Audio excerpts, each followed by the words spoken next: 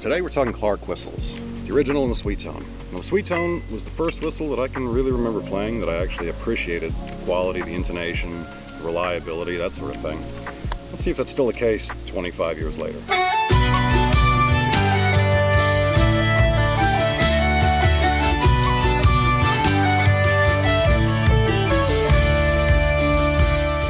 What's up, y'all?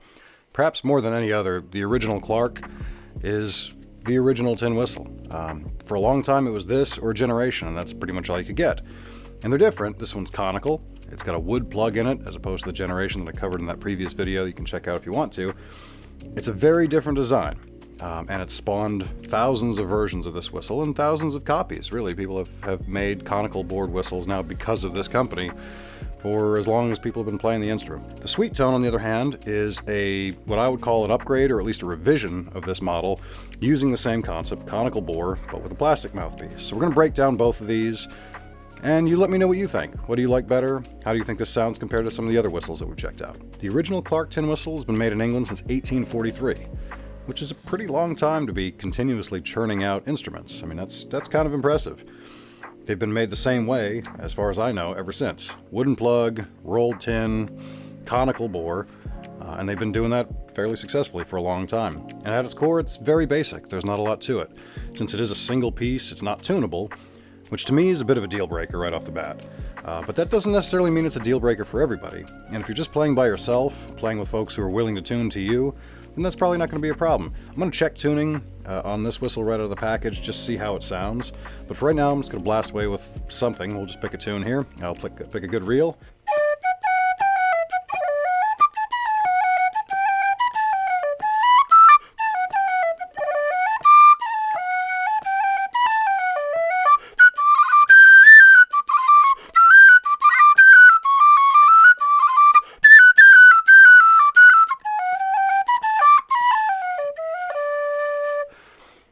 What do you think? To me, it sounds very breathy. And that's always been my complaint with the original Clarke tin whistles. I can just feel all this air that's not being used. Now, some people just prefer that sound, and if so, that's cool, there's nothing wrong with that. But to me, it just seems very, very inefficient relative to some other instruments that are out there, relative to the Generation, or even to the Sweetone that's also made by Clarke, which we'll get to in a second. You can kind of just hear how much air is required for this thing. For the low notes, first of all,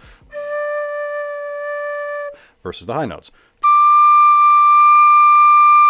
You can just hear some of that air seeping away. There's not really any way to improve upon that, to my knowledge, without probably permanently damaging the instrument. It's just kind of the way the things are built, and the way they're meant to sound, as opposed to some of the clearer sounds that you get out of a Generation or something else. Now, tuning-wise, let's just kind of take a quick run through. I am using the same app that I've done all these other comparisons on.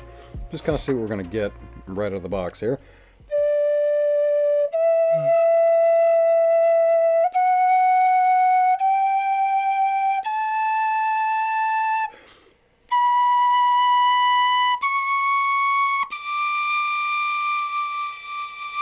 Okay, well, for one thing, that's pretty accurate, especially for a mass-produced whistle. Some of y'all may have bought these and found that they're more in tune, less in tune, I'm not sure. But that's one thing I'm actually fairly impressed about. Since you can't make any changes to it, it's nice that it's, I would say right on what you'd expect for an instrument like this. It's basically pretty close to 440. Not too bad, I think. What it really comes down to is the tone, and the quality of the tone, and if that sort of tone works for you. I would say don't take my word for it, because my opinion is by no means indicative of really anything, because they've been selling these whistles for 150 years without too much problem. So some folks obviously really like it. I'm just not one of those. The other thing to keep in mind with how much air is required for this thing is that it's going to change your phrasing, or it's going to need to change your phrasing to play along. I don't know if you caught that while I was playing that reel, but there were a few spots where I had to take a breath that I didn't really want to. It's not where I would have ideally chosen to take a breath if I were thinking it through, but because I'm not used to this, it takes more air. That's the other key point. If you do spend a lot of time on these, maybe you get used to it. Maybe you start to adjust your breathing control and adjust your phrasing to match, which is fine. And if you like it, by all means, go for it. Now, words to the wise, I also owned a Clarke low D whistle. That was the first ever low whistle I had, because I saw it on Riverdance, thought it was awesome. And I got one of these, and it sounded like a wind tunnel. It was just so much air, and I make myself lightheaded just playing the thing. So that lasted maybe a month or so, and then I got something different. But for a high D whistle, if you like that sound, give it a blast. These things are nice and cheap. That's one major advantage to them. This one I think actually cost me like $30 because it was the 200th anniversary, 150th anniversary. I don't know. It was some sort of specialty product, which as far as I can tell, the only difference between this and every other Clarke whistle is this cool little bronze guy here. I don't know if that's really worth 15 bucks or not, but it was the one that I could find, and it looked kind of cool. So that's the original Clarke. Now the Sweetone, like I mentioned in the intro, this is the first time I ever got a whistle other than an off-the-rack generation. I recognized the reliability of it. I recognized the intonation was pretty good. I had a bit more confidence in it, let's put it that way. I wasn't nearly as concerned with my breath control and making sure I'd be able to hit those notes and being able to have enough air to play the tune. That's the one thing that I really remembered about this. This is not my original one. I just bought this for purposes of this video. My original one was bright red, and it got crushed under a dorm room ladder, which was a real drag, because I really liked it. I like playing it. And I see these popping up at sessions from time to time, so clearly I'm not the only one. And because this is a two-piece whistle, it's tunable, which is nice. You can just pop the mouthpiece off, you can adjust the tuning if you need to, and I think that's fairly important. Whether you plan on playing with people regularly or not, it's just nice to have that flexibility. Honestly, because if you're playing along with recordings, sometimes they're not exactly right on A440, so it's nice to be able to adjust to match that recording without having to mess around with pitch shifting the track. I'm just going to run this tune, the same tune on this one, just so you have an idea what it sounds like.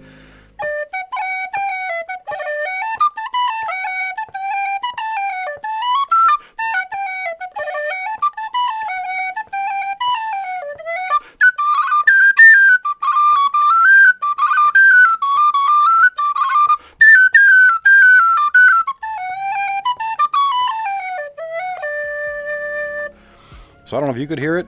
I can certainly hear it. It's just a lot cleaner. It feels and sounds a lot more efficient with the air that you're putting through it, which again has a couple of factors that I think are pretty beneficial. One, the tone is just cleaner, I think.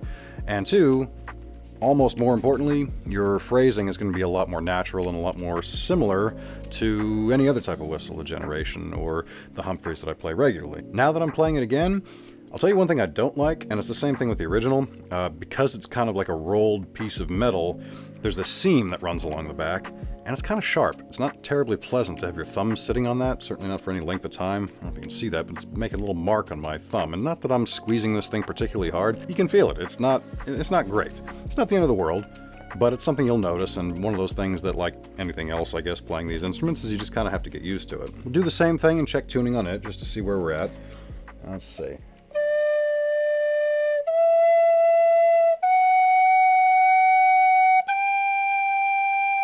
Okay, definitely sharp a bit. Anyway, let's just tweak that.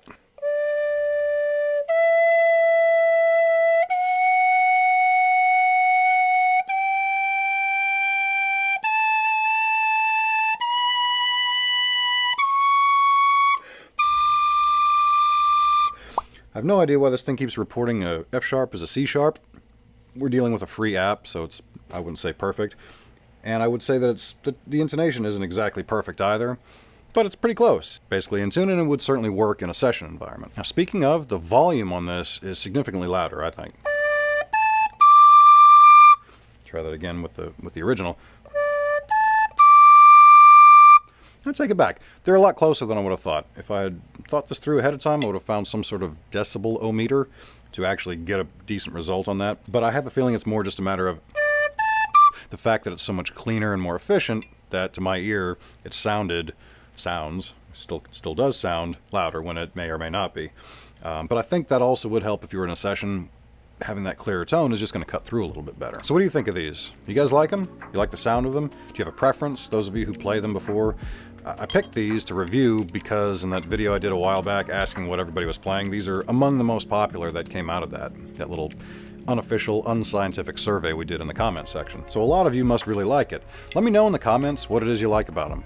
Why do you pick these? Why do you play these? Why do you play the original? Why do you play the Sweetone? See if your opinions line up with mine. If not, that's cool. Let me know. I'm curious. That's it for this one. I will see y'all in the next one. We've got a bunch more review videos coming up, all leading up to the Great Whistle Smackdown, which I can't wait to put together. It's going to be really fun. Hope you guys are excited. I'm excited. I think it's going to be cool. And I'll see you then. Cheers, guys.